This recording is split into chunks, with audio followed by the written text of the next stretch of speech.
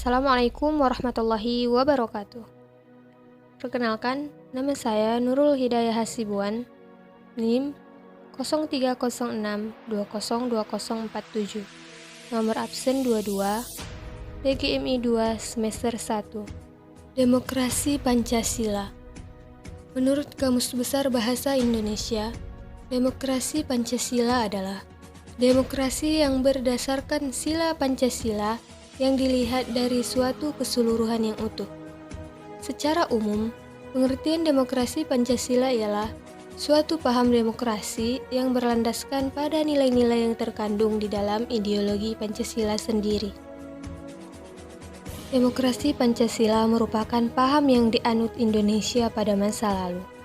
Adapun konsep pemahaman demokrasi tersebut jelas berasal dari falsafah hidup negara Indonesia, yakni berasal dari Pancasila. Hal itu dikarenakan Pancasila merupakan representasi yang mewakili kepribadian bangsa Indonesia dari dulu hingga sekarang.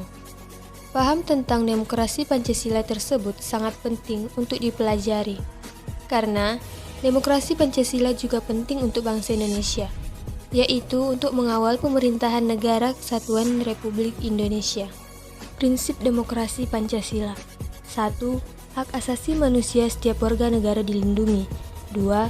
Semua pengambilan keputusan harus didasarkan pada musyawarah. 3. Pemilihan umum yang kompetitif dan adil. 4. Apa yang menjadi cita-cita nasional dan tujuan negara Indonesia harus didukung dan dilaksanakan. 5. Hadirnya partai politik atau organisasi sosial politik adalah untuk menampung berbagai aspirasi rakyat. 6. Rakyat yang menentukan kedaulatan negara ini, dan kedaulatan negara harus terlaksana sesuai dengan Undang-Undang Dasar 1945 yang tertuang pada pasal 1 ayat 2.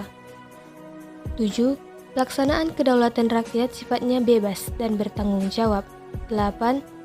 Dalam menjalankan sistem pemerintahan Indonesia, maka negara harus menjalankannya sesuai aturan hukum yang tertuang dalam Undang-Undang Dasar 1945, bukan dilaksanakan sesuai dengan kekuasaan yang berlaku. Ciri-ciri demokrasi Pancasila. Pertama, sistem pemerintahan yang dilaksanakan sesuai Undang-Undang Dasar 1945 sebagai konstitusi negara ini. Kedua, terdapat pemilihan umum secara konsisten dan berkesinambungan. Ketiga, semua warga negara mempunyai hak asasi manusia yang dihormati secara hukum. Keempat, adanya perlindungan untuk hak orang-orang yang masuk golongan minoritas. Kelima, semua pemecahan masalah atau pengambilan keputusan perlu didasarkan dengan musyawarah yang mufakat. Keenam, solusi atau gagasan pemecahan masalah tidak berasal dari sumber suara terbanyak, namun gagasan yang dirasa paling baik. Asas demokrasi Pancasila. Pertama, asas kerakyatan. Asas kerakyatan merupakan asas kesadaran untuk cinta kepada rakyat, serta memiliki jiwa kerakyatan baik nasib maupun cita-cita. Kedua, asas musyawarah. Merupakan asas yang memperhatikan aspirasi dan kehendak seluruh rakyat melalui forum permusyawaratan.